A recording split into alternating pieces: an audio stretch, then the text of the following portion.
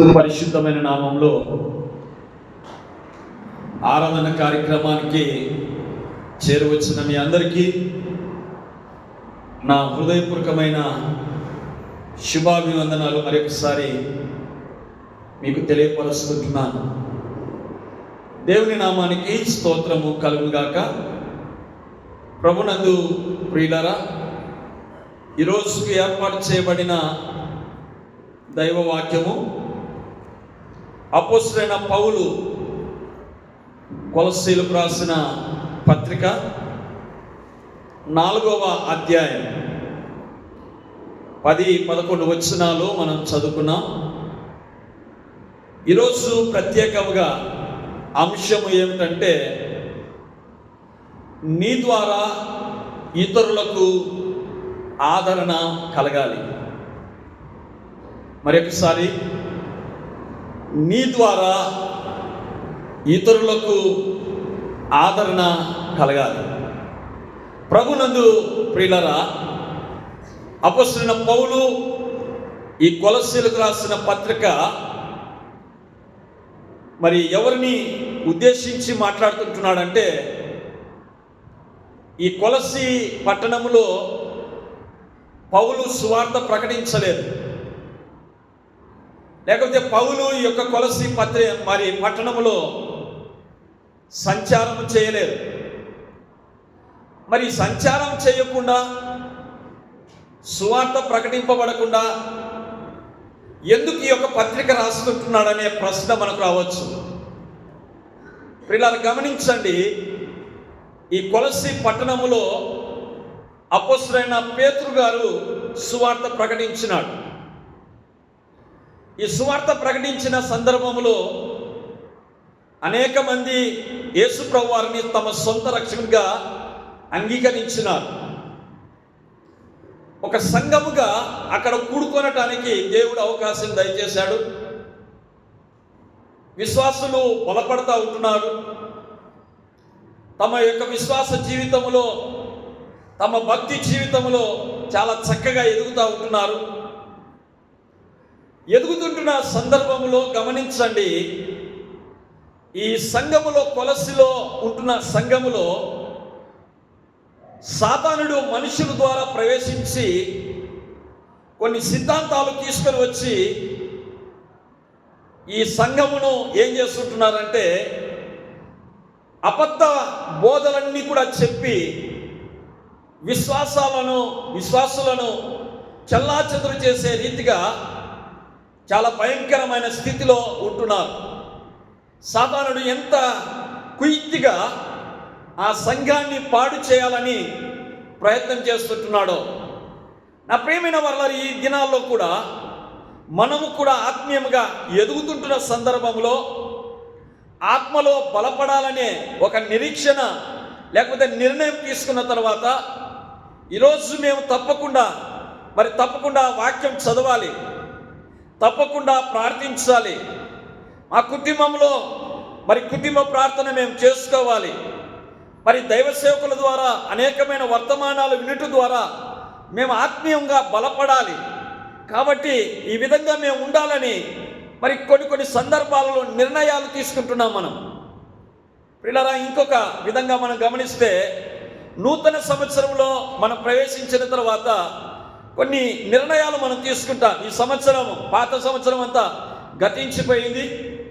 నూతన సంవత్సరంలో కొన్ని నూతనమైన కార్యక్రమాలు ఆత్మీయంగా బలపడాలని నిర్ణయాలు తీసుకుంటాం. కానీ ఎంతవరకు ఆ నిర్ణయాలు ఉంటాయంటే కొన్ని రోజులు మాత్రమే.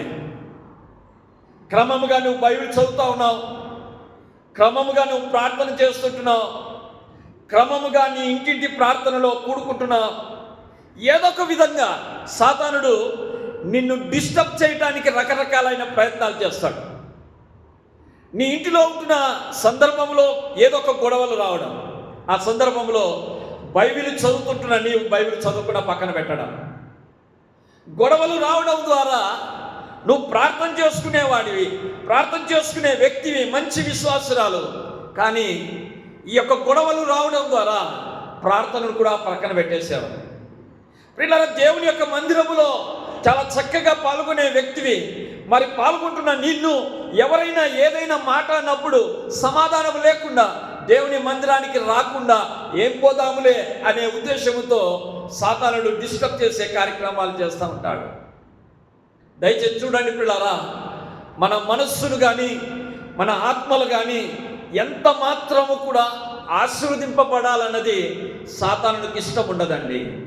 మనల్ని ఏదో ఒక విధంగా డిస్టర్బ్ చేయాలి. కుమారుల ద్వారా కానీ, కుమార్తెల ద్వారా కానీ, భర్త ద్వారా కానీ, భార్య ద్వారా కానీ, లేకపోతే సమాజం ద్వారా కానీ, కూడుకుంటున్న సంఘం ద్వారా కానీ సమాధానము లేకుండా చేయడము వాని యొక్క లక్షణము, సాతాను యొక్క లక్షణం. విశ్వాసంలో ఏమైపోతుంటున్నామంటే సన్నగిలిపోతా ఉన్నాము. పిల్లలు ఇక్కడ కూడా కొలస్సీ సంఘములో కూడా బాగా ఎదిగే సంఘం అండి. దానికి రుజువు ఏమిటో తెలుసా అండి? ఇక్కడ పౌలు అంటాడు, మరి దయచేసి చూడండి, మొదటి అధ్యాయము 1వ వచనం చూడండి ఏమంటాడో. కొలస్సీలలో ఎవరు ఎలాగున్నారంట? వీళ్ళందరూ కూడా ఎలాగున్నారంట? పరిశుద్ధులుగా ఉన్నారండి. ఎంత గొప్ప భాగ్యం కదండి. ప్రార్థనలో కానీ, వాక్యం చదువుటలో కానీ, సహవాసంలో కానీ, ఆత్మీయంగా చర్చించుకునే విషయంలో కానీ, ఆత్మీయంగా ఎదిగే విషయంలో కానీ వీళ్ళు ఏ విధంగా ఉన్నారంట? పరిశుద్ధమైన జీవితం జీవిస్తూ ఉన్నారు. అందుకే పౌలు ఇక్కడ ఏమంటాడంటే పరిశుద్ధులకు రాస్తుంటున్నాను అంటున్నాడు. కొలస్సీ సంఘస్థులకు అంటున్నాడా? లేకపోతే కొలస్సీ సంఘస్థులు మీరు దుర్మార్గులు కాబట్టి మీకు రాస్తుంటున్నాను అంటున్నాడా? దయచేసి గమనించండి పిల్లారా, మీరు విశ్వాసములో సన్నగిలిపోయి ఉంటున్నారు, ఇంకా మీరు ఎదగాలని ఆయన రాసుకుంటున్నాడా? ఆయన ఉచ్చారణ చూడండి ఎంత చక్కగా ఉందంటే పరిశుద్ధులకు. అంటే వీళ్ళందరూ కూడా సంఘములో ఉంటున్న వారందరూ కూడా యేసు ప్రభు వారిని తమ సొంత రక్షకునిగా అంగీకరించి ఆత్మీయముగా ఎదిగే సంఘం, ఆత్మీయంగా ఎదిగే కుటుంబం ఇది. ఎంతో దేవునిలో ఆనందపడే కుటుంబం ఇది. కానీ ఉన్నట్టుగా ఉండి మీ యొక్క కుటుంబంలో సాతానుడు ఏదో ఒక విధంగా ప్రవేశించి, ఇలా గమనించండి, మన విశ్వాసాన్ని పాడు చేస్తుంటున్నది కదా. మన ప్రార్థన జీవితాన్ని మానిపేస్తుంటున్నాడు కదా వాడు. అందుకే ఇక్కడ చూడండి పిల్లరా, పౌలు ఇంత పరిశుద్ధమైన సంఘములో కొన్ని లోటుపాట్లు తెలుసుకున్నాడు. పౌలు తెలుసుకొని ఎక్కడున్నాడో తెలుసా? పౌలు పిల్లరా, పౌలు చెరసాలలో ఉన్నాడండి. పౌలు చెరసాలలో ఉన్నాడు. చెరసాల జీవితం అంటే మరి చాలా భయంకరమైనది. ఇప్పుడైతే మరి ఒక రకంగా మనం గమనించగలం. కానీ అప్పటి కాలంలో చెరసాల అనేది మరి చాలా భయంకరమైనది. చీకటి గది, అక్కడే తినాలా, అక్కడే అన్ని కార్యక్రమాలు చేయాలి. దుర్వాసన కొట్టే ప్రదేశం, ఎవరు మాట్లాడరు, మాట్లాడే ఛాన్స్ కూడా ఉండదు. అంత భయంకరమైన ప్రదేశం చెరసాల. ఒకవేళ రోజు వచ్చి ఆ చెరసాల నాయకుడు దెబ్బలు కొట్టవచ్చు, రకరకాలుగా తిట్టవచ్చు, సమాధానం ఉండదు చెరసాలలో ఉంటున్న వారికి. కానీ ఇక్కడ పౌలు చూడండి పిల్లరా, చెరసాలలో ఉండి ఎంత చక్కటి మాటలు రాస్తుంటున్నాడంటే ఈ పత్రిక. ప్రియమైన మరి కొలస్సీ సంఘస్థులరా, మీరు విశ్వాసులండి, మీరు పరిశుద్ధులు.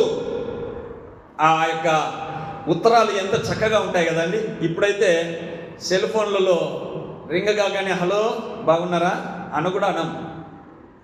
ఏమంటారు తెలుసా? ఏదన్నా పని ఉంటే ఆ పనిని బట్టి హలో అని వెంటనే ఆ పని గురించి చెప్తాను. యోగక్షేమాలు అడగం మనం. పిల్లలు అట్నే అయిపోయినారు, పెద్దలు కూడా అట్నే అయిపోయారు. ఫోన్లు పట్టుకుంటానే మీకు అవసరత ఏందో వాటి గురించి మాట్లాడతారు. కానీ మన చిన్న వయసులో ఫోన్లు రానప్పుడు ఉత్తరాలు ఎంత బాగుండేవి కదండి. నేను మా అమ్మకు మా నాయనకి రాసేవాడిని. మా నాయన మా అమ్మ కూడా చెన్నైలో ఉంటే మాకు ఉత్తరం రాసేవారు. ఆ ఉత్తరాల్లో ఎంత చక్కటి ఆదరణ కలిగించే మాటలు ఉంటాయో. ప్రియాతి ప్రియమైన ఆ కుమారునికి మా నాన్న రాసేవాడు. ప్రియాతి ప్రియమైన నా కుమారునికి షాలేంకు, మేమందరూ కూడా క్షేమంగా ఉన్నాం నాయన, నీవు కూడా క్షేమంగా ఉండాలని ప్రార్థిస్తుంటున్నాం. ఆ తర్వాత ఇంకా మ్యాటర్ అంతా ప్రారంభమవుతుంది. ఆ తర్వాత కింద భాగంలో ఇంతే సంగతులు, మేమందరూ కూడా క్షేమంగా ఉన్నాం, మీ ఆరోగ్యం జాగ్రత్త, ఇట్లు మీ నాన్న. ఆహా, ఎంత చక్కగా ఉంటుందండి. ఇప్పుడు అలాంటి ఉత్తరాలు ఉన్నాయండి? లేవు. అందుకే ప్రేమలు సన్నగిలిపోయాయి. ప్రియులారా గమనించండి, ఆ ఉత్తరాల్లో అపొస్తలుడైన పౌలు కూడా ఎంత చక్కగా ఉత్తరం రాస్తుంటున్నాడంటే, అంత ఉత్తరం, ఈ ఉత్తరం రాయటానికి కారణం ఏమిటంటే, ఈ సంఘములో ఉంటున్న పొరపాట్లను ఎత్తి చూపుతా ఉన్నాడు. ఎత్తి చూపుతూ ఏమంటున్నాడు తెలుసా? ఇక్కడ 2 విషయాలు మాట్లాడుతుంటున్నాడు అపొస్తలుడైన పౌలు. ఎవరి గురించి మాట్లాడుతున్నాడంటే, మార్కు గురించి మాట్లాడుతూ ఉన్నాడు. అక్కడ 3 పేర్లు ఉన్నాయి. 3 పేర్లను నేను చెప్పటం లేదు, కానీ ప్రియులారా మార్కును గురించి నేను చెప్పబోతున్నాను. ఈ మార్కునే మరి యొక్క పేరు ఏంటంటే యోహాన్ అని కూడా అంటారు. చాలామంది బాప్తిస్మం ఇచ్చే యోహానేమో, లేకపోతే యేసుప్రభు శిష్యులలో యోహానేమో కాదు. ప్రియులారా యేసుప్రభు శిష్యులలో ఉన్న యోహాను వేరు, బాప్తిస్మం ఇచ్చి యోహాను వేరు. అపొస్తలుడైన పౌలుతో పాటు పరిచర్య చేసిన యోహాను మార్కు వేరు. ఈ మార్కు గురించి ఈ కొలస్సీ పత్రికలో రాస్తుంటున్న మాటలను ఒక్కసారి మనం గమనిస్తే, దయచేసి చూడండి పిల్లరా, ఈ యొక్క మార్కును గురించి ఎలాంటి సాక్ష్యం చెప్తుంటున్నాడంటే అపొస్తలుడైన పౌలు. దయచేసి చూడండి పిల్లరా, కొలస్సీలకు రాసిన పత్రిక 4వ అధ్యాయము మరి 10వ వచనములో మనం గమనిస్తే, ఇక్కడ చూడండి పిల్లరా, మరి చివరి భాగంలో అంటున్నాడు, మరి ఏమంటాడు? నాతో కూడా చెరలో ఉన్న అర్తిమర్కను బర్మాకును సమీప జ్ఞాతి అయిన మార్కును మీకు వందనములు చెప్పుచున్నాడు. ఈ మార్కును గూర్చి మీరు ఆజ్ఞలు పొందితిరి. ఇతడు మీ యొద్దకు వచ్చిన ఎడల ఇతనిని ఏం చేయాలంట? చేర్చుకొనుడి. ప్రార్థన చేస్తూ ఉన్నారు, వాక్యం చదువుతూ ఉన్నారు, ఆత్మీయంగా బలపడుతూ ఉన్నారు, కానీ ఎవరిని చేర్చుకోవాలి, ఎవరిని చేర్చుకోకూడదు అనేది మాత్రం జ్ఞానం అనేది లేదు వీళ్ళకు. ఎవరిని చేర్చుకుంటున్నారో తెలుసా? అబద్ధ బోధకులను చేర్చుకుంటున్నారు. తప్పుడు బోధలు చెప్పేవారిని ప్రేమిస్తూ ఉంటున్నారు, కానీ దేవుని యొక్క వాక్యాన్ని చెప్పే వారిని మాత్రం దూరపరుస్తూ ఉంటున్నారు. గమనించండి పిల్లలు, ఇక్కడ మరి పౌలు సాక్ష్యం చెప్తా ఉంటున్నాడు. ఎవరి గురించి అంటే మార్కు గురించి సాక్ష్యం చెప్తా ఉన్నాడు. పిల్లల మార్కు గురించి ఇంత మంచి సాక్ష్యం చెప్తుంటున్నాడంటే, మార్కు ఎలాంటి వాడో అని ఈ ఉదయకాల సమయాన మనం జ్ఞాపకం చేసుకున్నాం. ఎందుకు ఇంత మంచి సాక్ష్యం? ఇతనిని మీరు చేర్చుకోనండి, ఇతనిని ఎంత మాత్రం ఆటంకపరచొద్దండి, ఇతన్ని ప్రేమగా మీరు అతన్ని చేర్చుకోనండి అనేసి పౌలు అనటానికి కారణం ఏమిటి? ఏదైనా కానీ కార్యాలు చేయాలంటే మనం చేయటానికి మనం కూడుకుంటాం. అది మంచిదో చెడ్డదో అని ఆలోచన చేసి ఆ తర్వాత ముందుకు వెళ్తాం.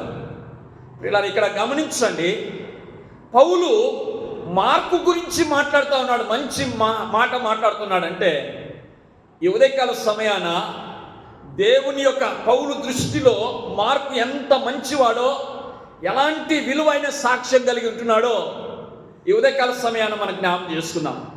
ఇలా గమనించండి, పౌలు ఏ విధంగా మార్కును గురించి సాక్ష్యం చెప్తుంటున్నాడో ఈ ఉదయకాల సమయాన మన గురించి దేవుడు సాక్ష్యం చెప్తుంటున్నాడా?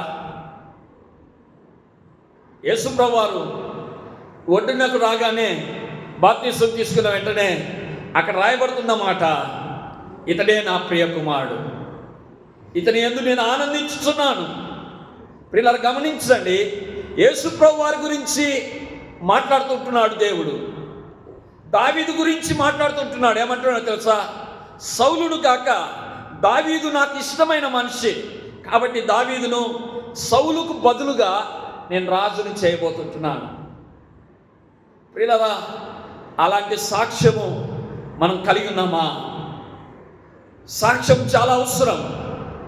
సాక్ష్యం అంటే మనము చెప్పుకోవడమే కాదు, మంచిదే చెప్పుకోవడం, జరిగిన విషయాలు చెప్పుకోవడం మంచిదే. కానీ ఆత్మీయంగా, వ్యక్తిగతంగా మన గురించి దేవుడు సాక్ష్యం చెప్తుంటున్నాడా? మన సాక్ష్యం సంఘములో ఏ విధంగా ఉంది? మనం చేసే ఉద్యోగంలో మన సాక్ష్యం ఎలాగుంది? లేకపోతే చదువుకుంటున్న పిల్లలు ఉంటున్నారు, హాస్టల్లో ఉండే పిల్లలు ఉంటున్నారు, రూమ్లో ఉంటున్న పిల్లలు ఉంటున్నారు, విద్యను అభ్యసించే పిల్లలు ఉంటున్నారు, యవన బిడ్డలు ఉంటున్నారు. నా యవన బిడ్డలారా గమనించండి, మీ క్లాసులో, మీ కాలేజీలో, మీ రూములో, మీరు చేసే ఉద్యోగములో సాక్ష్యంగా ఉన్నారా? ఎలాంటి సాక్ష్యాన్ని పొందుతుంటున్నారు? ఆ వ్యక్తి చాలా చెడ్డవాడండి, లేకపోతే నీ దగ్గర పైకి మాట్లాడే మనుషులు ఉండొచ్చేమో, వెనకాల నీ గురించి ఏ సాక్ష్యం చెప్తుంటున్నారు? పౌలు ఇక్కడ చెరసాలలో ఉండి మార్కు గురించి రాస్తూ ఉంటున్నాడు. మార్కు గురించి రాయటానికి మార్కులో ఉంటున్న గొప్పతనం ఏమిటి, మార్కులో ఉంటున్న ఉన్నతమైన మరి కార్యాలు ఏమిటి, అందుకే ఎందుకు పౌలు ఇంత శ్రద్ధ వహించి చెరసాలలో ఉన్నా కానీ, ఆ బాధలలో ఉన్నా కానీ, కొలసి సంఘము తెలియదు కానీ ఆ యొక్క కొలసి పట్టణంలో ఉంటున్న సంఘము మంచి విశ్వాసులని పౌలుకు ఎక్కడో తెలిసింది. కానీ ఆ సంఘము మరలా భ్రష్టు పాలు కాకూడదని ఆలోచనతో పౌలు ఉత్తరం రాస్తూ ఎవరిని జ్ఞాపకం చేసుకోమని చెప్తుంటున్నాడు. చాలామంది ఉంటున్నారు, కానీ వారిలో మార్కును గురించి మాట్లాడుతూ ఉన్నాడు. పిల్లరా, మార్కును గురించి ఇంత సాక్ష్యం చెప్పటానికి కారణం ఏమిటి? మార్కులో ఉంటున్న మరి గుణలక్షణాలు ఏమిటో ఈ ఉదయకాల సమయాన కొన్ని విషయాలు మనం జ్ఞాపకం చేసుకుందాం. దయచేసి చూడండి, ఈ యొక్క భాగంలో మనం చూస్తే, దయచేసి చూడండి పిల్లరా, మరి కొలస్సీలకు రాసిన పత్రికలోనే 4వ అధ్యాయంలో దయచేసి చూడండి 11వ వచనంలో మనం చూస్తే అక్కడ రాయబడుతుంటున్న మాటను ఒక్కసారి మనం జ్ఞాపకం చేసుకుందాం. మరియు యూస్తు అను యేసు కూడా మీకు వందనములు చెప్పుచున్నాడు. వీరు సున్నతి పొందిన వారిలో చేరిన వారు, వీరు మాత్రమే దేవుని రాజ్యం నిమిత్తము నా జత పని వారై ఉన్నారు. వీరి వలన, అంటే 10వ వచనం నుంచి మనం చూస్తే అక్కడ రాయబడుతున్న మాటలన్నీ కూడా వీరి వలన, వీరి అంటే వీరిలో మార్కు కూడా ఉన్నాడు. ఎవరున్నారండి? మార్కు కూడా ఉన్నాడు. వీరి వలన ఏ విధంగా ఉంటున్నాడంట? నాకు ఆదరణ కలిగెను. పౌలుకు మార్కు ద్వారా ఏమి జరుగుతుందంటే ఆదరణ దొరుకుతూ ఉందంట. పౌలు మాట్లాడితే చాలు, మరి మార్కు మాట్లాడితే చాలు, పౌలు దగ్గర, పౌలు యొక్క జీవితంలో నిజంగా సమాధానం పొందుతూ ఉన్నాడు. ఇంత చక్కగా ఆదరణ కలిగించే కార్యాలు మార్కు చేస్తూ ఉంటున్నాడు పౌలు పట్ల. అందుకే మార్కును ఏమంటున్నాడంట, మీరు ఎంత మాత్రము కూడా మార్కును పెడచెవన పెట్టద్దండి, మార్కును ఏం చేయాలో తెలుసా? ఆదరించండి, చేర్చుకోనండి. నా ప్రేమైన వర్లారా, ఈ ఉదయకాల సమయాన పౌలుకు మార్కు ఆదరణ కలిగిస్తూ ఉన్నాడు.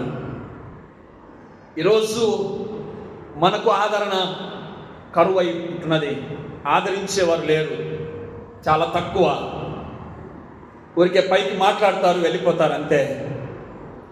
కానీ నీ బాధను పంచుకునే, ఆదరించే నాదుడు ఎవరు కూడా లేడు కదా. నీ కుటుంబంలో ఉంటున్న సమస్యలు ఎవరు కూడా పంచుకొని ఆ సమస్యలకు పరిష్కారం దయచేయలేదు కదా.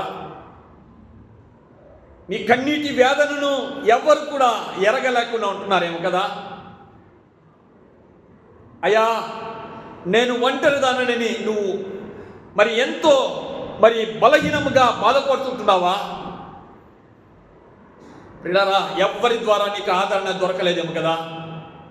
ఈరోజు నేను చెప్తుంటున్నాను, మన ద్వారా మన ప్రక్కవారు ఆదరింపబడాలండి. ఆదరణ కలిగిన మాటలు మాట్లాడాలి. మనం నొప్పించే మాటలు మనం మాట్లాడకూడదు. బాధ పెట్టే మాటలను మనం మాట్లాడకూడదు. మన మాటలు ఏ విధంగా ఉండాలో తెలుసా?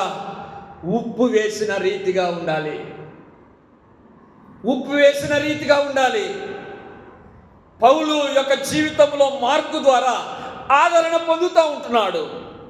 ఈ యొక్క ఉదయకాల సమయాన మనకు ఆదరణ ఎక్కడ దొరుకుతుందంటే యేసు ప్రభువారి ద్వారానే. చాలామంది ఏ విధంగా కృంగిపోతుంటున్నారో, దయచేసి ఏ విధంగా బలహీనంగా ఉంటున్నారో, ఏ విధంగా బాధను అనుభవిస్తుంటున్నారో దయచేసి చూడండి పిల్లరా. అపోస్తలుడైన మరి ఈ దావీదు గ్రంథకర్త చాలా స్పష్టంగా మాట్లాడుతుంటున్న మాటను మనం గమనించగలం. దావీదు చూడండి, దావీదు రాసిన కీర్తనలు 69వ కీర్తన చూడండి. 69వ కీర్తన, ఈ కీర్తన అంతా కూడా చాలా బాధతో కూడిన మాటలు మరి దావీదు భక్తుడు మాట్లాడుతూ ఉంటున్నాడు. దయచేసి చూడండి పిల్లరా, దాంట్లో ప్రాముఖ్యంగా 69వ కీర్తన మరి 20వ వచనం చదవండి. ఏమంటాడో, నిందకు నా హృదయము ఏ విధంగా అయిపోయిందంట? బద్దలయ్యను, నేను బహుగా కృషించినాను. కరుణించు వారి కొరకు, కనిపెట్టు వారి కొరకును గాని ఎవడునూ లేకపోయిరి. ఓదార్చు వారి కొరకు కనిపెట్టుకొంటిని కానీ ఎవరును కానరాయిరి. దయచేసి గమనించండి, దావీదు ఏ విధంగా కృంగిపోతున్నాడు తెలుసా? ఆదరణ లేని సందర్భాన్ని గమనించగలం. పిల్లల, దావీదు వలె ఈనాడు చాలామంది ఇదే పరిస్థితిలో ఉంటున్నారు. ఇక్కడ చూడండి, ఈ వచనంలో మనం చూస్తే నిందలకు నా హృదయము బద్దలాయను అంటాడు. నిందించేవారే ఉన్నారు కానీ ఆదరించేవారు లేరు. నిన్ను నొప్పి పెట్టేవారే ఉన్నారు కానీ నిన్ను సంతోషపరిచేవారు లేరు కదా. నిన్ను భయపెట్టేవారే ఉన్నారు కానీ ధైర్యపరిచేవారు లేరు కదా. నువ్వు ఇంతే, నీ పరిస్థితి ఇంతే అని నిరుత్సాహపరిచే వాళ్ళే ఉన్నారు కానీ ఉద్దేశపరిచేవారు చాలా తక్కువ అయిపోయారు కదా. నీ కుటుంబం ఇంతే, నీ కుటుంబం ఎంత మాత్రం కూడా వర్ధిల్లదని మరి రకరకాలైన మాటలు మాట్లాడుతుంటున్నారేమో కదా నిందలు మోపేవారు. దయచేసి చూడండి, ఎలాంటి నిందలంటే ఉన్న వాటిని లేనట్టుగా మాట్లాడి కల్పితమైన మాటల చేత, కల్పన కథల చేత నువ్వు కృంగిపోతుంటున్నాయేమో కదా. ప్రియులారా, గమనించండి, పౌలు అంటున్నాడు, నాకు మార్కు ద్వారా ఆదరణ దొరుకుతూ ఉంది. మార్కు ఎవరో తెలుసా? యేసు ప్రభు రక్తము చేత కడగబడిన వ్యక్తి మార్కు. పేతురు ద్వారా రక్షింపబడిన వ్యక్తి, పేతురు ద్వారా సువార్త విని రక్షింపబడిన వ్యక్తి మార్కు. ఈ మార్కు పౌలుకు పరిచయం అయ్యాడు. పరిచయం అయితే అతని నోట నుండి కూడా ఏ మాటలు వచ్చేటివో తెలుసా? యేసు ప్రభు వారి యొక్క దివ్యమైన ప్రేమపూర్వకమైన మాటలే తప్ప వేరే మాటలు, ఇతరులను కించపరిచే మాటలు, లేకపోతే ఇతరులను బాధ పెట్టే మాటలు, లేకపోతే నిందలు మోపే మాటలు పౌలు నోట మరి మార్కు నోట వచ్చేది కాదు. అందుకే మార్కుతో మాట్లాడితే చాలు పౌలు ఏం చేసేవాడంటే ఆదరణ పొందేవాడంట. మార్కు మాట్లాడితే చాలు ఆదరణ పొందేవాడంట. దేవుని దగ్గర నుంచి ఆదరణ లేదా? ఉంది. కానీ మార్కు మాటల్లో కూడా ఆదరణ ఉంది. ఈ యొక్క ఉదయకాల సమయాన ప్రియులారా, ఇక్కడ చూడండి, పౌలు ఎలాగుంటున్నాడంటే నిందించే వాళ్ళు ఎక్కువగా ఉన్నారు. నిందించడం ద్వారా దావీదు యొక్క హృదయం ఏమైందంట? బద్దలయ్యిందంట. ప్రియులారా, గమనించండి, దావీదు యొక్క జీవితంలో ఒక ప్రక్క తన కుమారుడు, ఒక ప్రక్క తన కుమారులు. ఒక కుమారుడేమో నేను నా తండ్రి అయిన తర్వాత నేనే రాజుగా కావాలని ఒకడు, ఇంకొకడు అంటాడు వాడు కాదు నేనే రాజుగా కావాలని ఇంకొకడు అంటాడు, ఇంకొకడు అంటాడు మా నాయనను చంపైనా నేను సింహాసనం మీద కూర్చోవాలని ఒకడంటాడు. వీళ్ళని గమనించండి, నా కూతురు నీకు కావాలరా అని ఎంటబడిన మామగారు ఒక ప్రక్క, నీకు ఇంత స్తుతులు చెల్లించాలా, నేను రాజుగా ఉంటే నాకు ఘనత రాకుండా నీకు ఘనత వస్తూ ఉంటున్నది, నువ్వు బ్రతకకూడదు అని తరిమిన మామగారు ఒక ప్రక్క, రకరకాలైన నిందలు. ఆ నిందలలో తన హృదయం బద్దలవుతా ఉంది. ఓదార్పు లేదు దావీదుకు. దావీదు ఒక తన యొక్క మరి జీవితంలో ఒక మాట రాయబడుతుంది, పౌలు తరుముతూ ఉంటే చెప్పులు కూడా వదిలిపెట్టి పాదరక్షకులు లేకుండా కొండలలో పరిగెత్తాడంట. ఇంకొక మాట రాయబడుతుంది, స్త్రీల కంటే ఎక్కువగా ఏడ్చిన దినాలు ఉన్నాయి అంటాడు.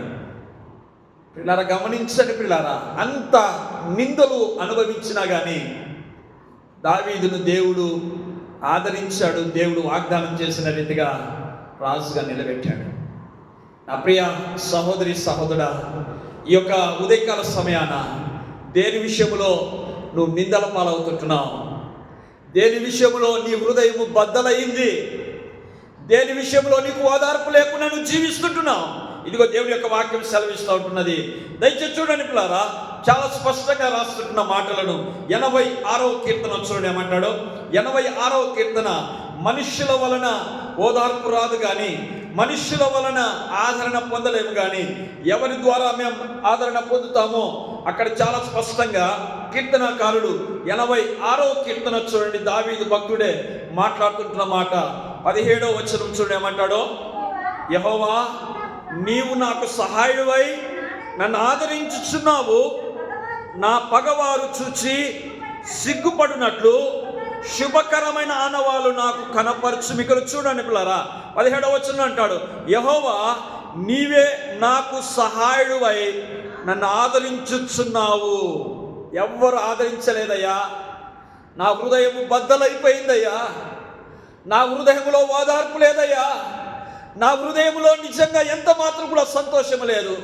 నన్ను ప్రేమించే వారి కంటే నన్ను ద్వేషించేవారు ఎక్కువగా ఉన్నారు, నాకు ఓదార్పు లేదయ్యా అని కన్నీరు కారుస్తూ దేవుని సన్నిధానంలో అడిగితే దేవుని దగ్గర మొరపెడుతున్న దావీదు ఏమంటాడు తెలుసా? యెహోవా దగ్గరనే నాకు ఆదరణ. అమ్మాయ, ఆదరణ దొరికేది యేసయ్య దగ్గర మాత్రమే. యేసయ్య దగ్గరనే, వాక్యము దగ్గరనే మనకు ఆదరణ దొరుకుతుంది. అంతేకాదు, మనం కూడా యేసు ప్రభు రక్తం చేత కడగబడితే ఇతరులకు ఆదరణకరంగా ఉంటాం కానీ నొప్పికరంగా మనం ఉంటాం. ప్రియులారా గమనించండి, దావీదు ఎంత విలువైన మాట, ప్రభువా నీవే నన్ను ఆదరించేవాడు, ఎవ్వరు నన్ను ఆదరించడానికి లేదు కానీ నీవు మాత్రమే నన్ను ఆదరిస్తావయ్యా అని. దయచేసి చూడండి 94వ కీర్తనలో కూడా అక్కడ రాయబడుతున్న మాటను ఒక్కసారి మనం చదువుకొని ఇంకొంచెం ముందుకు వెళ్దాం. దయచేసి చూడండి పిల్లరా, 94వ కీర్తన 19వ వచనం చూడండి ఏమంటాడో, నా అంతరంగమందు విచారములు హెచ్చుగా నీ గొప్ప ఆదరణ నా ప్రాణమునకు నెమ్మది కలగజేయుచున్నది. పిల్లలు గమనించారా, ఎంత గొప్ప ఆదరణ అంటే ప్రాణాన్ని నెమ్మదిని కలిగించేది. ఎంతో విచారణలు, అంతరంగములు, భయంకరమైన పరిస్థితులు ఉన్నా కానీ, ప్రభువా నా హృదయము బద్దలైనా కానీ, పిల్లలు అక్కడ గమనించండి పిల్లరా, అక్కడ దావీదు భక్తుడు అంటున్న మాట, ప్రభువా నీ గొప్ప ఆదరణ, ఎవరు మనుషులు నన్ను ఆదరించకపోయినా, ఎవరు నన్ను ప్రేమించకపోయినా ప్రభువా నీ గొప్ప ఆదరణ నా ప్రాణానికి ఏ విధంగా ఉంటుందంట? నెమ్మదిగా ఉంటుందంట. ఇక్కడ కూర్చున్న నా ప్రియ సహోదరి సహోదరా, ఉదయకాలంన కొంతమంది భయంకరమైన వేదనతో వచ్చారు.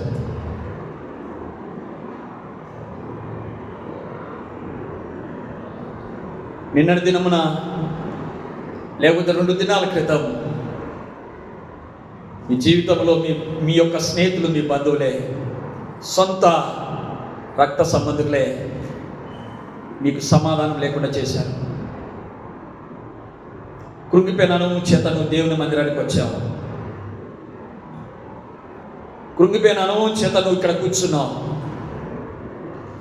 నువ్వు మనుషులకు కనిపించడం లేదు. నీ హృదయ వేదన, అందరి ఎదుట బాగానే ఉన్నాను, కానీ నీ హృదయం ఎంత బాధతో ఉందో నువ్వు ఇక్కడ కూర్చున్నావు.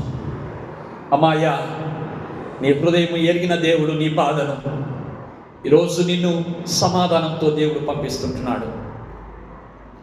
నిన్ను ఆదరించబోతుంటున్నాడు దేవుడు. నీ కుటుంబంలో ఉంటున్న కలతల ద్వారా కృంగిపోతూ ఉంటే ఆదరణ దేవుడు దయచేయబోతుంటున్నాడు. నీ ప్రాణానికి నెమ్మది దేవుడు దయచేయబోతుంటున్నాడు. నా ప్రియ సహోదరి సహోదరుడా, మరి పౌలు మార్కు గురించి మాట్లాడటానికి కారణం ఏమిటంటే, మార్కు ద్వారా పౌలుకు ఆదరణ కలిగింది. అందుకే మంచి సాక్ష్యాన్ని పౌలు మార్కుని గురించి మాట్లాడుతూ ఉన్నాడు. రెండవ, ఇతని అనుభవం ఎలాగుందో దయచేసి చూడండి. ఎందుకు ఈ యొక్క పౌలు ఈ విధంగా మాట్లాడుతుంటున్నాడో, మాట్లాడటానికి కారణం ఏమిటో మనం చూస్తుంటున్నాం. పౌలు ఏ విధంగా కృంగిపోయిన అనుభవం చేస్తున్నాడో అతని ప్రాణానికి నెమ్మది దేవుడు దయచేస్తుంటున్నాడు.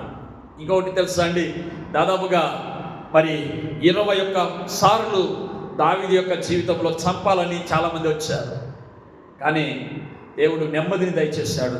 ఈరోజు నీ యొక్క హృదయంలో కూడా దేవుడు నెమ్మది దయచేయబోతుంటున్నాడు. నీ హృదయంలో సమాధానం దేవుడు దయచేయబోతుంటున్నాడు. పౌలు మార్కు గురించి మాట్లాడటానికి కారణం ఏంటంటే, మార్కులో ఉంటున్న రెండవ లక్షణం, ప్రియులారా, మొట్టమొదటి లక్షణం ఏంటంటే ఆదరణ కలిగిన మాటలు మాట్లాడే వ్యక్తి మార్కు. ఆదరణ కలిగించే మాటలు మాట్లాడే వ్యక్తి మార్కు. అందుకే పౌలు ఎక్కడో చెరసాలలో నుండి మార్కు గురించి రాస్తూ ఉంటున్నాడు. మార్కు గురించి కొలసి సంఘములో ఉంటున్న వారితో మాట్లాడుతూ ఉన్నాడు.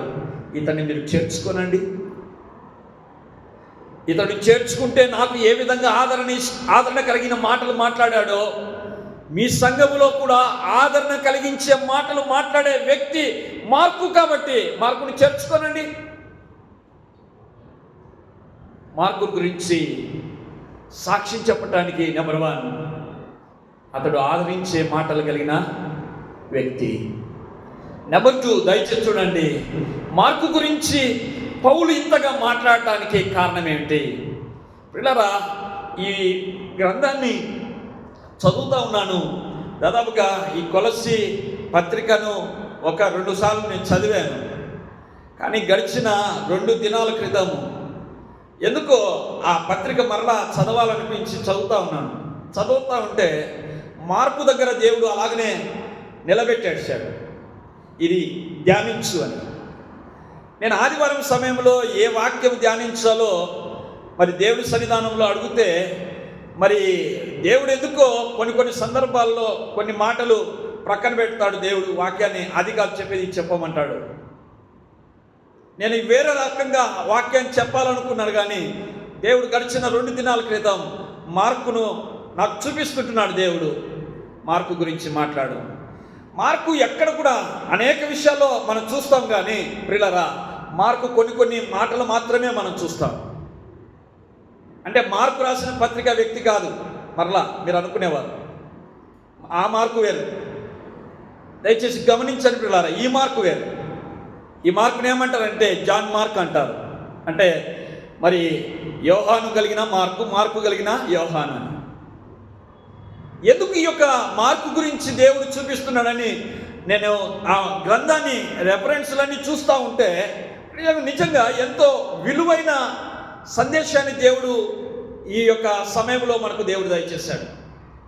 ఈ సందేశం ఏంటంటే, మార్కు గురించి ఇంత సాక్ష్యం చెప్పటానికి కారణం నెంబర్ 1, అతడు యోహానుకు లేకపోతే పౌలుకు ఆదరణ కలిగించే వ్యక్తి అని మనం చూసాం. ఇక అంతే కదా అని అనుకుంటే మరలా కొన్ని రెఫరెన్స్లు చూస్తే పిల్లరా, మార్కు గురించి దేవుడు చాలా చక్కగా మాట్లాడతాడు. మార్కును ఎందుకు ఇంత చక్కగా ఫోకస్ చేస్తుంటున్నాడు పరిశుద్ధ లేఖన భాగంలో అక్కడక్కడ అంటే, దయచేసి మార్కులో ఉంటున్న గుణలక్షణం ఏమిటంటే, దయచేసి చూడండి పిల్లరా, ఇతడు ఒక ప్రార్థనాపరుడు. ఎవరి ద్వారా రక్షింపబడ్డాడు? గడిచిన ముందు భాగంలో నేను చెప్పాను, అపోస్తలుడైన పేతురు ద్వారా రక్షింపబడ్డాడు. పేతురు ద్వారా రక్షింపబడమే కాదు, ఇతని తల్లి పేరు కూడా ఏం పేరో తెలుసా అండి? మరియమ్మ. మార్కు యొక్క తల్లి పేరు కూడా మరియనే. యేసు ప్రభు వారి యొక్క తల్లి పేరు మరియమ్మ అయితే, ఇక్కడ మార్కు తల్లి పేరు కూడా మరియమ్మే. అంటే పేతురు చెప్పిన సువార్తలో మరియమ్మ గారు అంటే మార్కు యొక్క తల్లి గారు రక్షింపబడిన తర్వాత తన కుమారుని కూడా మరి దేవుని యొక్క వాక్యములో నడిపించింది. దయచేసి చూడండి, అందుకే ఆ మరియమ్మ గారు ఏం చేస్తున్నారో తెలుసా అండి? దయచేసి చూడండి పిల్లరా, ఆమె ఒక సంఘముగా మరి కొంతమందిని సమూహముగా ఏర్పాటు చేసుకునేది. అంతేకాదు, ఆమె ద్వారా కొన్ని అద్భుతమైన కార్యాలు జరిగాయి. ఏమిటంటే ఆ సంఘము ద్వారా పేతురు చెరసాల్లో ఉన్నాడు. పేతురు చెరసాల్లో ఉన్నప్పుడు పేతురు గురించి అక్కడ రాయబడిన మాట ఏమిటో తెలుసా? సంఘమంతా ప్రార్థన చేసింది. సంఘమంతా ప్రార్థన చేసింది కదా. ఆ సంఘం ఎవరో తెలుసా? మరియమ్మ ఏర్పాటు చేసిన సంఘం. అపోస్తలుడైన పౌలు అపోస్తల కార్యములు చూడండి, అపోస్తల కార్యములు 12వ అధ్యాయం, అపోస్తల కార్యములు 12వ అధ్యాయంలో చూడండి, అపోస్తల కార్యములు 12వ అధ్యాయం 12వ వచనం చూడండి ఏమంటాడో. ఇట్లు ఆలోచించుకొని అతడు మార్కు అని మారు పేరు గల, ఇప్పుడు చూసారండి, మార్కు అనే మారు పేరు కలిగిన యోహాను గారు యోహాను తల్లి అయిన మరియ ఇంటికి వచ్చెను. అక్కడ అనేకులు కూడి ప్రార్థన చేయుచుండిరి. ఇక్కడ ప్రార్థన అంటే ఒక ప్రార్థన గుంపు తన ఇంటిలోనే ఉంది. ఎవరింటిలో? మార్కు యొక్క ఇంటిలోనే. తల్లి ఆ విధంగా అనేక మంది విశ్వాసులను కూడబెట్టుకొని ఎవరి గురించి ప్రార్థన చేస్తుంది తెలుసా? ఇంటికి వెళ్ళిన తర్వాత చదవండి, పేతురు గురించి ప్రార్థన చేస్తూ ఉన్నారు. పిల్లలు గమనించండి. అంతేకాదు, ఈ భాగంలో మనం గమనిస్తే మరి మరియమ్మ గారు అంటే మార్కు యొక్క తల్లి గారు ఎంత భారంగా ప్రార్థించుంటుందండి. తన కుమారుని విషయమై, మార్కు విషయమై ఎంత ప్రార్థించుంటుందో. అయ్యా, నేను ప్రభువుని నమ్ముకున్నాను, కానీ నా కుమారుడు మారు మనసు పొందాలి. నా కుమారుడు కూడా ఈ ప్రార్థన గుంపులో కూర్చోవాలి. చాలామంది ప్రార్థన చేసే సమయంలో ప్రార్థన గుంపులో చాలామంది కూర్చోరు. దయచేసి గమనించండి పిల్లారా, ప్రార్థన గుంపులో కూర్చోవాలి. మీ ఇంటిలో ప్రార్థన చేస్తూ ఉంటున్నారంటే తప్పకుండా ఒక 5 నిమిషాలు 10 నిమిషాలు ఎన్ని పనులు ఉంటేనేమండి, ఓ 10 నిమిషాలు కూర్చోండి, బైబిల్ చదవండి, ఒక చక్కటి పాట పాడండి, ప్రార్థన చేయండి. ఆ కుటుంబం ఎంత ఆశీర్వదింపబడుతుందండి. కొన్ని కుటుంబాల్లో ప్రార్థన మరి కుటుంబ ప్రార్థనలు ఉన్నాయి, దేవుని స్తోత్రాలు. కొన్ని కుటుంబాల్లో కుటుంబ ప్రార్థనలు లేవు. దయచేసి గమనించండి పిల్లరా, కుటుంబ ప్రార్థన చాలా ప్రాముఖ్యమైనది. మార్కు యొక్క తల్లి మారు మనసు పొందిన తర్వాత ఆమె అనేక మంది, ఆమెతో పాటు కొంతమంది విశ్వాసులు వచ్చారు. తన కుమారుని గురించి కూడా ప్రార్థించింది. అయ్యా, నా కుమారుని మార్చునైనా, నా కుమారుడు నశించిపోకూడదయ్యా, నా కుటుంబంలో ఉంటున్న వారందరూ కూడా రక్షణ పొందాలి. పట్టుదలతో ప్రార్థించింది. మార్కు కూడా ఏం చేశాడంట? యేసు ప్రభువారిని తన సొంత రక్షకునిగా అంగీకరించాడు. నా ప్రేమైన వర్లారా, ఈ ఉదయకాల సమయాన మనము మాత్రమే కాదు దేవుని మందిరంలో కనిపించేది, మనం మాత్రమే కాదు ప్రార్థన చేసేది, మన పిల్లలు, మన కుటుంబం అంతా కూడా దేవుడి మందిరంలో కనిపించాలి. ప్రార్థించండి, ప్రార్థన చేయండి పట్టుదలతో. దయచేసి చూడండి, మన ప్రార్థన దేవుడు తప్పకుండా వింటాడు. ఒక పర్యాయం మనం చూస్తే మరి ఆదికాండము 21వ అధ్యాయంలో మరి 14వ వచనం నుంచి 17 వచనాల వరకు ఇంటికి వెళ్ళిన తర్వాత చదవండి. ప్రియులారా, అక్కడ మరి అబ్రహాముకు రెండవ భార్య హాగర్ ఉంటుంది. హాగర్ గురించి మనము రకరకాలుగా మాట్లాడతాం కదండి. ప్రియులారా, ఆమె అహంకారిని, ఆమె యజమానురాలు యొక్క మరి భార్యను తిరస్కరించిందని రకరకాలుగా మనం మాట్లాడతాం. అదే స్థితిలో హాగరు ప్రార్థనా పరురాలండి. హాగరు ఎంత ప్రార్థనా పరురాలంటే, ఆమె ప్రార్థన చేస్తే దేవుడే మాట్లాడాడు. దేవుని నామానికి స్తోత్రం కలుగును గాక. హాగరు ప్రార్థన చేస్తే దేవుడే దర్శనమిచ్చి దేవుడు హాగరుతో మాట్లాడుతుంటున్నాడు. హాగరు, ఎందుకు బాధపడతావు? నువ్వు ఎందుకు నువ్వు అహంకారంగా ఉంటావు? ఎందుకు నువ్వు గర్వపడతావు? నువ్వు వెళ్ళు నీ యజమానురాల దగ్గరికి. ఎందుకు బాధపడతావు? నీ కుమారుని నిన్ను ఆశీర్వదిస్తానమ్మా, ఎందుకు బాధపడతావు నువ్వు? ప్రియులారా, గమనించండి, హాగరుతో దేవుడు మాట్లాడిన దేవుడు మనతో మాట్లాడా? హాగరు యొక్క ప్రార్థన వినిన దేవుడు మన ప్రార్థనను అంగీకరించడా? ప్రియులారా, అక్కడ లేఖన భాగం రాయబడుతుంది. మరి 16వ వచనం 17వ వచనంలో మనం చూస్తే హాగరు రోదనతో ప్రార్థన చేయగా, ఆ కుమారుని పడేసి, నా కుమారుడిగా చంపితే చంపు, బ్రతికిస్తే బ్రతికించు అని వేదనతో ప్రార్థన చేస్తే ఆ కుమారుని యొక్క వేదన కూడా దేవుడు అంగీకరించెను అని దేవుని యొక్క వాక్యం సెలవిస్తుంది. హాగరు ప్రార్థన దేవుడు అంగీకరించాడు. ఇస్మాయేలు యొక్క ప్రార్థన కూడా దేవుడు అంగీకరించాడు. హాగరుతో దేవుడు మాట్లాడుతూ, నీ కుటుంబాన్ని, నీ యొక్క నా కుమారులను నేను నీ సంతానాన్ని దీవిస్తానన్నాడు. రాజులు నీ యొక్క సంతానంలో నుంచి వస్తానన్నాడు. ఈనాడు మనం గమనిస్తుంటున్నాం, హాగరుతో దేవుడు ఏదైతే వాగ్దానం చేశాడో ఆ వాగ్దానం ఇప్పుడు నెరవేరుతా ఉందా?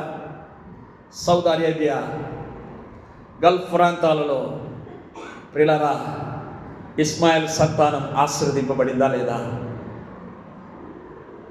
ఆనాడు హాగరుతో మాట్లాడిన ఆ వాగ్దానం దేవుడు ఇప్పుడు నెరవేరుస్తున్నాడా లేదా? నీ ప్రార్థన ఒమ్ము కాదమ్మా.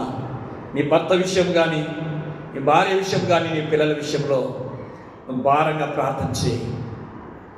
నీ కుమారులు, నీ పిల్లలు నీతో పాటు ప్రార్థనలో కూర్చునే అర్హత దేవుడు దయచేయబోతాడు.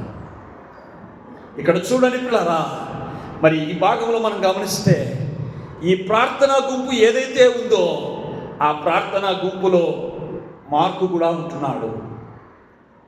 మార్కు తల్లి మరియమ్మ గారి కుమారుడు మార్కు గారు, మార్కుతో పాటు ఇంకా కొంతమంది విశ్వాసులు, వీళ్ళందరూ ఎవరి గురించి ప్రార్థన చేస్తున్నారు తెలుసా? ఒక దైవజనుని గురించి ప్రార్థన చేస్తుంటున్నారు. ఎంత భారం కలిగిన వారండి! ఒక దైవజనుడు కష్టంలో ఉన్నాడు, ఒక దైవజనుడు చెరసాలలో ఉన్నాడు, ఒక దైవజనుడు బంధకాల్లో ఉంటున్నాడు. ఒక దైవజనుడి యొక్క బాధనంతయు కూడా సంఘమంతయు కూడా ఏం చేస్తుందంట? ప్రార్థన చేస్తూ ఉంది. నీ యొక్క ఇంటిలో ఏ బంధకాల చేత నీ వారు ఉంటున్నారు? ఏ రోదనతో నీ కుటుంబం ఉంది?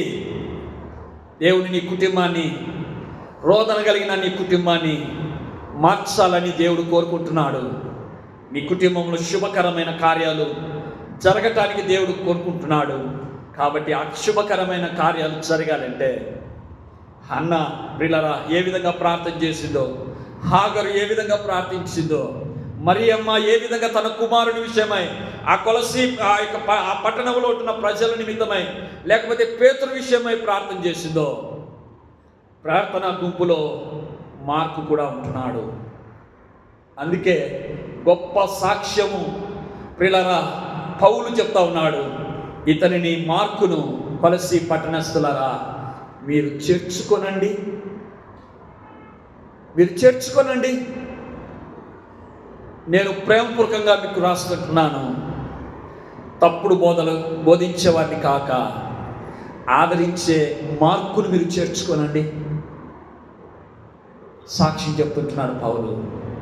దయచేసి గమనించండి పిల్లారా, మార్కు ఎలాంటి వ్యక్తి అంటే, నెంబర్ 1 మనం చూసాం, ఆదరణ కలిగించే మాటలు కలిగిన వ్యక్తి. నెంబర్ 2, మార్కు ఎలాంటి వ్యక్తి అంటే, పిల్లలు గమనించండి, మార్కు ప్రార్థనాపరుడు. దైవ సేవకుల నిమిత్తమై ప్రార్థించే, దేవుని యొక్క పరిచర్య నిమిత్తమై ప్రార్థించే ఒక చక్కటి యవనస్తుడు, వీరుడు, ప్రార్థనా యోధుడు మార్కు గురించి ఇన్ని మాటలు చెప్పడానికి కారణం ఇది అండి. కారణం ఇంకొక విషయాన్ని మనం చూస్తే, మార్కులో ఎలాంటి గుణలక్షణం ఉందో, పౌలు ఎందుకు మార్కు గురించి మాట్లాడుతూ ఉన్నాడో మనం గమనించగలం. మార్కు నెంబర్ 1 ఆదరణ కలిగించే మాటలు కలిగిన వ్యక్తి, అంతేకాదు భారంగా ప్రార్థించే వ్యక్తి, అంతేకాదు ప్రార్థనలో ఎడతెగక ప్రార్థనలో ఉంటున్న ప్రార్థనా యోధుడు మార్కు. మూడవదిగా మనం చూస్తే, మార్కు గురించి ఇంకా ఏం చెప్పాలి ప్రభువా అని ఆలోచన చేస్తే, ప్రియులారా ఈ యొక్క భాగాన్ని చూపిస్తుంటున్నాడు. దయచేసి చూడండి పిల్లరా, తిమోతికి రాసిన 2వ పత్రిక చూడండి. తిమోతికి రాసిన 2వ పత్రిక 4వ అధ్యాయం 11వ వచనం చూడండి. లూకా మాత్రమే నా వద్ద ఉన్నాడు, మార్కును వెంట పెట్టుకొని రమ్ము. అతడు ఈ భాగం చూడండి పిల్ల, రమ్ము ఎందుకు రమ్మంటున్నాడు మార్కును వెంట పెట్టుకొని? దయచేసి తిమోతితో రాసుకుంటున్నాడు. అతడు పరిచర్యము నిమిత్తము నాకు ప్రయోజనకరమైన వాడు. దేనికి ప్రయోజనకరమైన వాడంట? మార్కు పరిచర్యలో ప్రయోజనకరమైన వాడు. తప్పకుండా అతన్ని నా దగ్గరికి తీసుకొని రా. తిమోతి, నువ్వు నన్ను చూడాలనుకుంటున్నావు, పౌలు అంటున్నాడు. నువ్వు అనేక విధాలుగా ఆశ కలిగి ఉంటున్నావు. నా దగ్గరికి వచ్చే సమయంలో నీవు మార్కును కూడా తీసుకొని రావయ్యా, నేను మార్కును చూడాలా. ఆహా, ఎంత చక్కటి మాటలండి మార్కును గురించి. ఎందుకు ఈ యొక్క మాట మాట్లాడుతుంటున్నాడంటే, పరిచర్య చేసే విషయంలో ప్రయోజకుడుగా ఉన్నాడు. ప్రియులారా, ఈ యొక్క ఉదయకాల సమయాన సంఘములో ఏ విషయంలో మనం ప్రయోజకులుగా ఉంటున్నాం? మీ ద్వారా ప్రయోజనమేమి? నా ద్వారా సంఘానికి ప్రయోజనమని నువ్వు ఆశిస్తుంటున్నావా? గమనించండి పిల్లారా, మార్కు ద్వారా సంఘానికి ప్రయోజనం అంట. ప్రయోజనము కాని వారు కూడా ఉన్నారు కదండి. దేవుని యొక్క వాక్యంలో రాయబడుతుంది, యేసు ప్రభువు వారు ఒక ఉపమానం చెప్పాడు. ఆ ఉపమానం ఏంటంటే, ఒక చెట్టు ఉంది, అంజూరపు చెట్టు. ఆ అంజూరపు చెట్టు దాదాపుగా దాని కాపు కాసే కాలానికి కొన్ని సంవత్సరాలు పడుతుంది. సరే, కాలం అయిపోయింది, ఇక కాపు కాయాలి అంతే. కానీ ఆ యజమానుడు ఇది సమయము కదా, కాపు కాసే సమయము కదా అని దగ్గరికి వచ్చాడు. చెట్టు దగ్గరికి వస్తే ఏమీ కనిపించలేదు. సరే, మరలా చూద్దాంలే అనేసి మరలా కొన్ని దినాలు అయిన తర్వాత వచ్చాడు. ఏమీ ప్రయోజనం లేదు. సరే, మళ్ళా ఒక సంవత్సరం అయిన తర్వాత వచ్చాడు. సంవత్సరం అయిన తర్వాత ఆ చెట్టును చూద్దాం, ఫలిస్తుంది కదా అని. ఏమీ లేవండి. సరే, మరలా కొన్ని దినాలు అయిన తర్వాత మళ్ళా వచ్చాడు. ఆహా, ఏమీ ప్రయోజనం లేదు. సరే, ఇది కాపు కావచ్చే సమయం కాదేమో అనుకొని మరలా ఒకవేళ 3వ సంవత్సరం అయినా కాపు కాస్తుందనేసి ఆలోచన చేసి వచ్చాడు. పిల్లరా, అబ్బే ఏమీ కనిపించలేదు. యజమానికి భలే కోపం వచ్చేసింది. తోటమాలిని పిలిచాడు. అరే బాబు, ఇట్లారా అన్నాడు. ఏమి స్వామి అని వచ్చాడు పాపం. ఏమి యజమానుడా అని వచ్చాడు. ఆ యజమానుడు తోటమాలితో చెప్తా ఉన్నాడు, నేను గడిచిన సంవత్సరంలో 3 సంవత్సరాల క్రితం వచ్చాను, 2 సంవత్సరాల క్రితం వచ్చాను, ఇప్పుడు కూడా వచ్చాను, కానీ దీనిలో ఏమన్నా ఫలం ఉంటుంది అనుకుంటే ఫలం లేదు. ఇది ఎందుకు ప్రయోజనము కాని చెట్టు, దీన్ని నరికే అవసరం లేదు. ఈ చెట్టు వలన ప్రయోజనం లేని చెట్టు ఈ తోటలో అవసరం లేదు. తండ్రి అయిన దేవుడు అంత ఉగ్రుడండి. కానీ తోటమాలి మాత్రం ఆ యజమానితో అంటున్నాడు, అయ్యా నేనే కదయ్యా నీళ్ళు వేస్తాండేది, నేనే కదయ్యా ఎరువు వేస్తాండేది, నేనే కదయ్యా ఈ చెట్లన్నీ కూడా కాపుదల చేస్తాండేది. నువ్వు యజమానుడైనా కానీ నన్ను పనివాణిగా పెట్టినప్పటికీ నేను శ్రద్ధతో పనిచేస్తున్నానయ్యా. అయ్యా ఈ సంవత్సరం కానీ నైనా ఈ చెట్టు ఒకవేళ ఫలించలేదంటే తర్వాత చూస్తాం, ఫలించేటట్టుగా నేను చేస్తాను.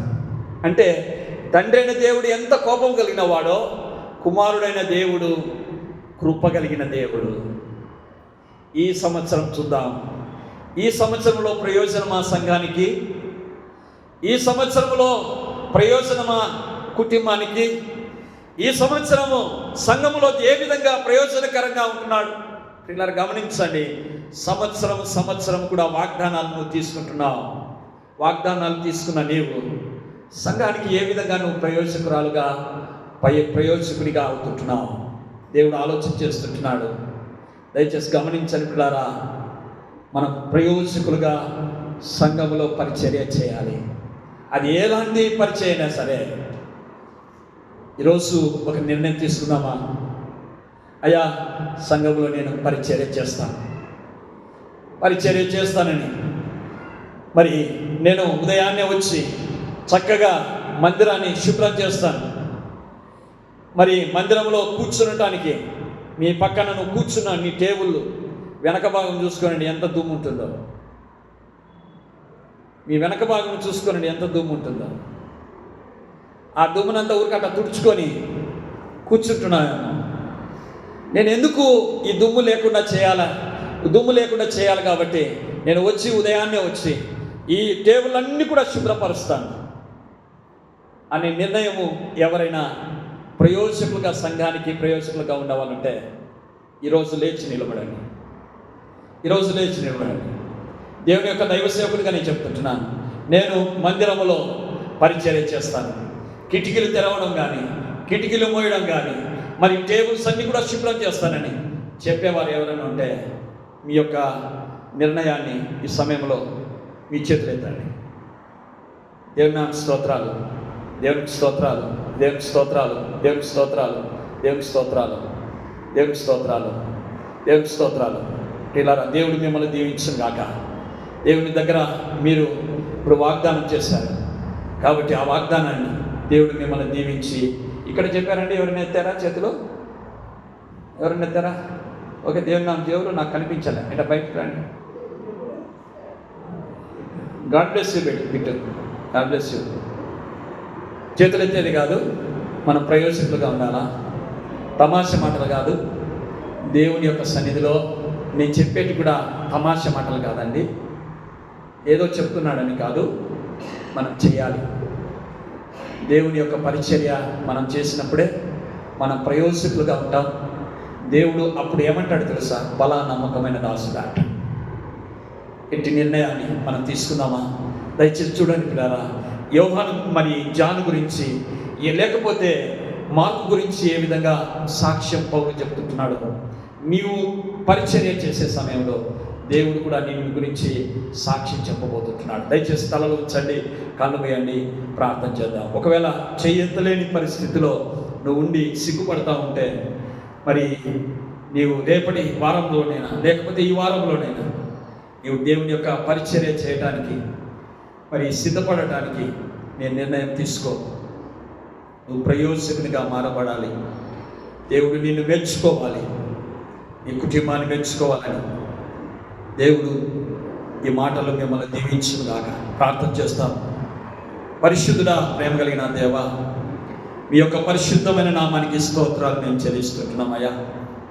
అవును దేవా, మార్పుల గురించి ఏ విధంగా నేను కొన్ని మాటలు మేము మాట్లాడి ఉంటున్నాము. ఏదో మాటలు మాట్లాడుకొని వెళ్ళిపోవడం కాదు దేవా.